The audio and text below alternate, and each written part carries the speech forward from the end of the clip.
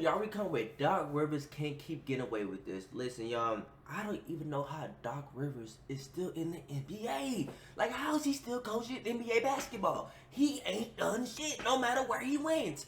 And then you got Darvin Ham alongside you.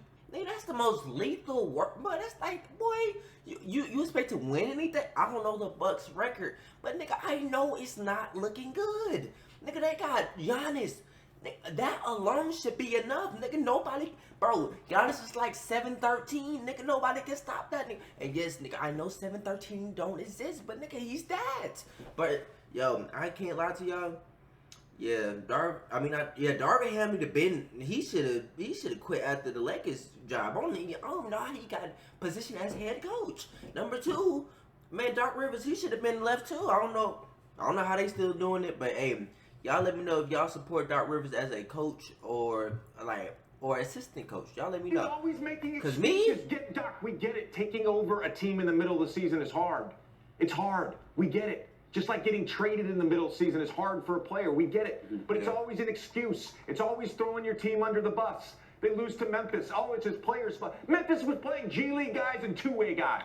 Last season, we had a coach in the NBA that might have been the most stubborn coach that I think I've ever seen in my entire life. In 2023, after finally trading Russ, the Lakers surprisingly made the conference finals, and they did so with a pretty consistent rotation of players. Now, even with the proven recipe that literally just worked a few months prior, this head coach was obsessed with a new addition to the team named Taurean Prince. Like, that don't even make sense. Like, dude, let's be for real.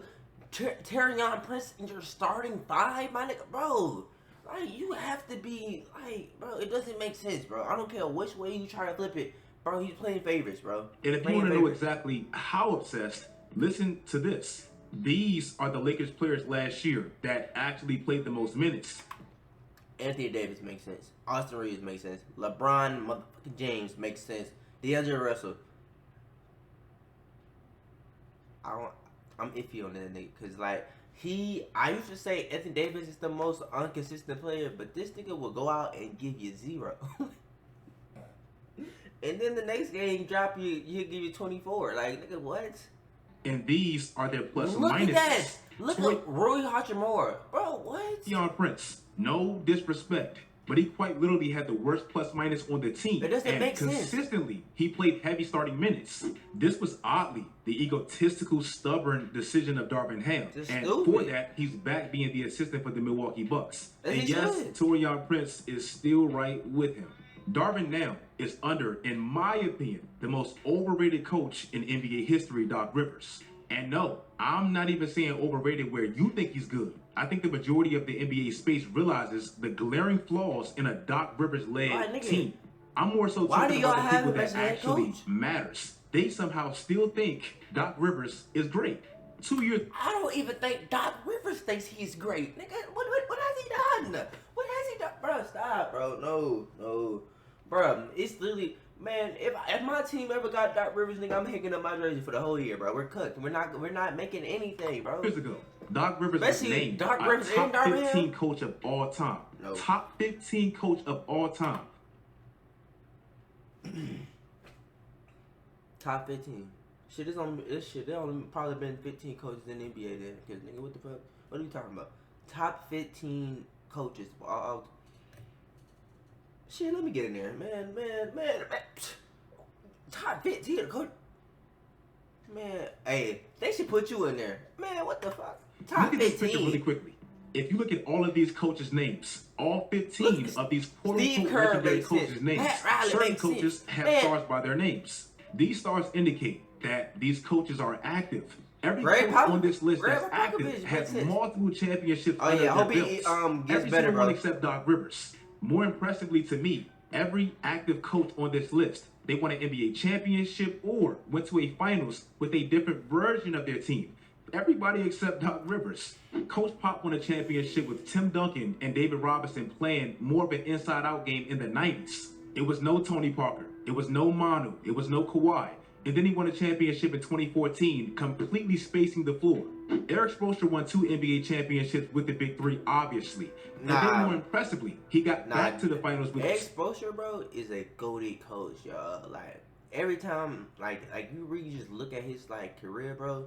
Like I ain't gonna lie, like W career. Two teams that had significantly and to see less what he talent has done with Miami than the opposition. That was pure coaching, and it completely destroyed the he needed LeBron and the Big Three narrative.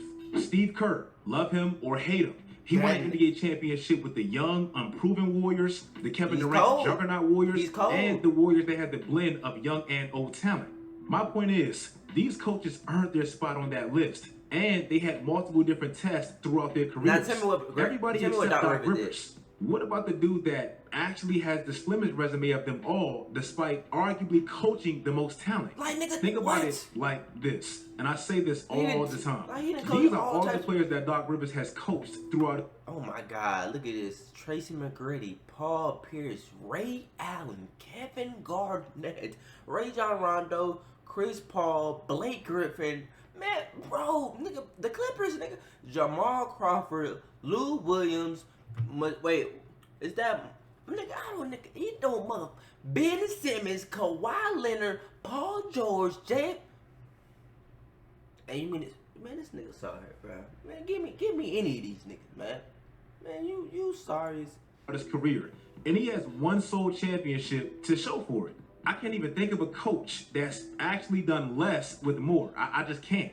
Last year, the Milwaukee Bucks hired first-time head coach Adrian Griffin. And looking back on it with 2020 hindsight now, this man really got a tough deal. When he got the job, Dame wasn't even there. Dame showed up around training camp. Terry Stotts, Dame's old coach, he got hired and then left right before the season even started. That was a pretty significant blow. The Milwaukee Bucks, despite how it might have looked, despite how the defense looked, whatever, they were 30-13 when Adrian Griffin got fired. Actually think about how insane that was. That's a 70% winning percentage for a first-time head coach. And at that time, that was only second to Boston. A man actually lost his job after doing what was actually expected. To be honest, it really made no... Wait, y'all fired this nigga because he had a 69.8 win percentage? That don't even... There had to be something else to that because that don't even make logical sense. He's 30-13, second in the NBA... That don't even make logical sense, bro. That don't even make logical... What? No sense. Yeah, the defense was pretty mid, but the personnel obviously changed. They lost Drew Holiday and brought in Dame. Drew Holiday was just voted the best defensive player in the league by his peers the year prior. So what happened was actually to be expected. If you look at the offense with Griffin, they were second in the league only to Indiana. They did exactly what we expected. Take a leap offensively and take a big step back defensively. And the man got fired for it.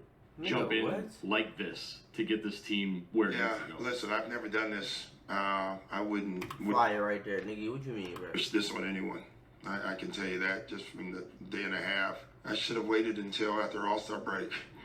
You know, this was a tough stretch. And then they brought in Doc Rivers. And I get they said he was helping Adrian Griffin, mentoring him, whatever. How was he top 15, but my question is, why? With his very lackluster, choking resume, why does he keep getting these great opportunities and coaching these great mega superstars? He gotta be going crazy behind the scenes. Now, I'm not even saying Doc Rivers is a bad coach. I'm not even saying that. He typically gives his team a pretty solid floor. Doc Rivers teams are typically not bad. They just simply underachieve. But they are not them. They can't do it. They can't make it the long stretch. No. And then with Darvin Ham as your assistant coach, it just get worse. No, they won't be able to do anything. This year is a little bit different. This Milwaukee Bucks tenure seems a little bit different. Right now, the Milwaukee Bucks, they have the worst record in the entire Eastern Conference. That team is 1-6 for the first time since 2000. This is the worst start of Giannis's career. Dame has been on pretty bad teams. This is the worst start to his career since Doc even got the job. The Milwaukee Bucks are somehow 6 games below 500. When Adrian Griffin was the head coach, it was always that question as to how can Dame and Giannis play better together. They're the two best players, so they have to feed off each other well, so everyone else can eat seamlessly. Doc Rivers is the players coach, so he was kind of brought there because he's coached a lot of stars together. He's supposed to fix that, right? No, well, get this. When Adrian Griffin was the head coach, that duo was 29-9 together. With Doc Rivers, they're 15-12. How the hell did that even happen? Like, how did they get worse? Taking a job when you're about to go on the toughest road trip of the season is not the smartest decision. My Orlando team was the AC. The Clipper team that we lost 3-1. Chris Paul didn't play in the first 2 games and was playing on one leg. See, bro, that's what I'm saying, bro. You a grown man making excuses, bro. No, nigga, you couldn't get the job done. This is on me. Point blank, period, bro. It's your coaching. Come down. I don't care what none, bro. Come back down to coaching. And the last one, to me, is the one we blew. That's the one I said we blew that. And that was in the bubble. And anything could happen in the bubble. There's no home court. Game 7 would have been in LA. Doc Rivers, and I say this all the time, but I normally say this in the context of Chris Paul. He's a coach that blew this lead in a playoff game. Doc Rivers, after being up 3-1 with a chance to make their first Western Conference Finals appearance ever, also blew this lead. Doc Rivers, with a completely different version of the Clippers team, being up 3-1 again. He blew this lead in Game 5, this lead in Game 6, and then this lead in Game 7. It's ridiculous.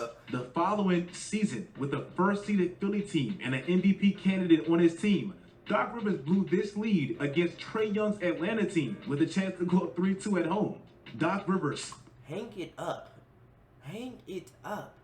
Put this nigga collecting NBA Infinity Stones. Literally, he done probably touched every team. Pause. Hey, bro, if you don't just put your stuff away, bro. Also had a closeout Game 6 watch the games on TV like us, bro. And he simply couldn't get it done. He just want to be on the floor. I feel it. Where? If you really want to see exactly how epic those collapses really were, these are the recent fourth quarters in those series in which he choked those leads. Look at how bad they were. Yes, we can blame Joel Embiid. Yes, we can blame James Harden. We can blame Kawhi, Paul George, Chris Paul, whoever. But at some point, the top 15 head coach has to have a better plan.